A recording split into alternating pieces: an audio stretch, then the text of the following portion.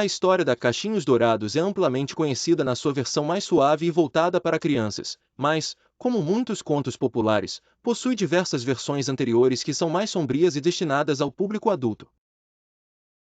A versão clássica narra a história de uma menina chamada Cachinhos Dourados que invade a casa de 3 ursos na floresta, experimenta suas sopas, cadeiras e camas, até ser descoberta. Em retrospecto, a história parece ser uma simples lição sobre respeito à propriedade alheia, mas suas raízes são bem mais complexas.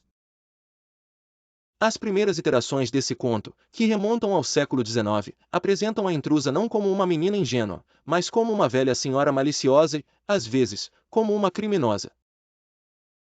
No conto A Velha, Os Ursos e o Travesso, esta personagem é uma anciã astuta que roubava ou zombava dos inocentes habitantes da casa. O desfecho dessas histórias originais variava entre a velha ser punida de forma drástica ou escapar com impunidade, deixando os ursos transtornados e perplexos.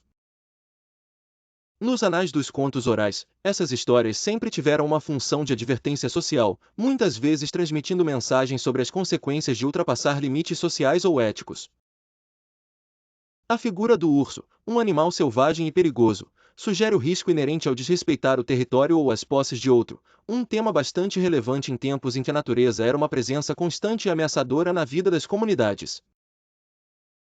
Outra versão menos conhecida, e ainda mais sombria, emerge do folclore irlandês, onde os ursos são substituídos por seres feéricos malignos, e a protagonista, em vez de experimentar inconveniências triviais, se vê presa em um jogo de sobrevivência onde a sua vida está em risco.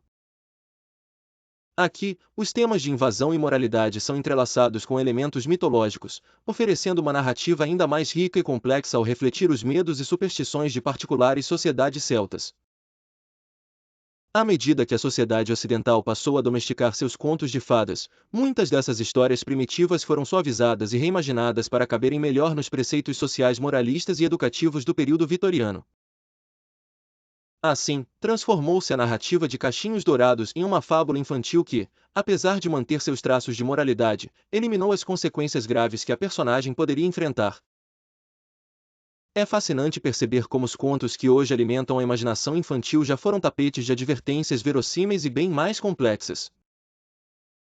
Isso nos remete à essência do folclore, sempre em movimento, sempre adaptativo e ajustado ao tempo e à cultura que o perpetua.